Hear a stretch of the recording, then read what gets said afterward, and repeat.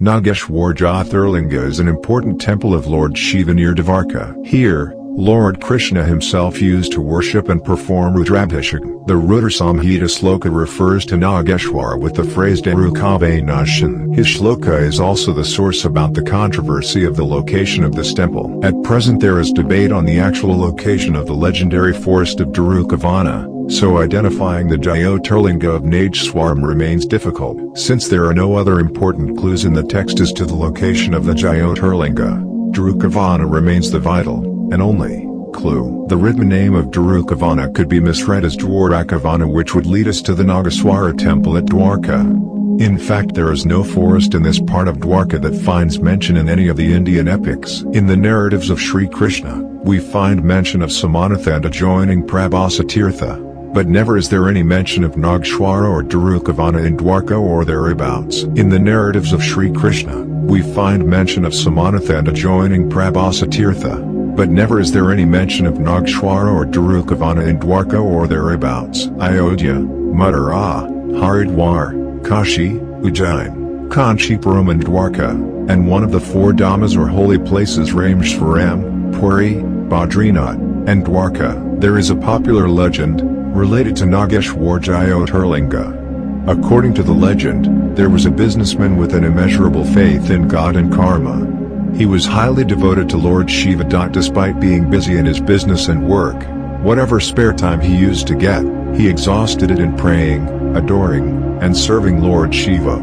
Seeing his devotion in Lord Shiva, a monster named Daruka got angry.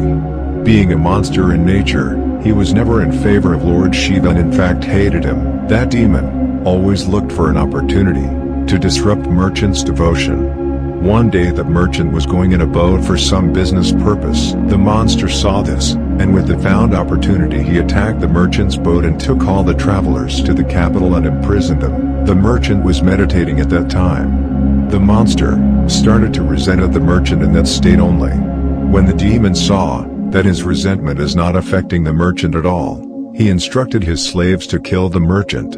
Even this instruction could not act as a barrier to his meditation. The merchant kept on praying for his and his fellow people's liberation. Lord Shiva was pleased with this devotion, and appeared in the prison in the form of Jyotirlinga and gave Pashupata, a weapon to the merchant, to protect himself. He killed Rakshasdara and his disciples from the weapon given by Lord Shiva. Since then this Jyotirlinga is established there, and was named Nageshwar. Nageshwar Mahadev Shivalingam is facing south while the Gamugam is facing east. There is a story for this position. A devotee by name Namdev was singing bhajans in front of the Lord. Other devotees asked him to stand aside and not hide the Lord. This Namdev asked them to suggest one direction in which the Lord does not exist, so that he can stand there. The enraged devotees carried him and left him on the south side. To their astonishment, they found that the linga was now facing south with the Gamugam facing east. Aurangzeb, the notorious Mughal emperor, wanted to destroy this Hindu temple. When he tried, thousands of bees came out of the temple and attacked Aurangzeb and his army. He left the demolition work midway and went away.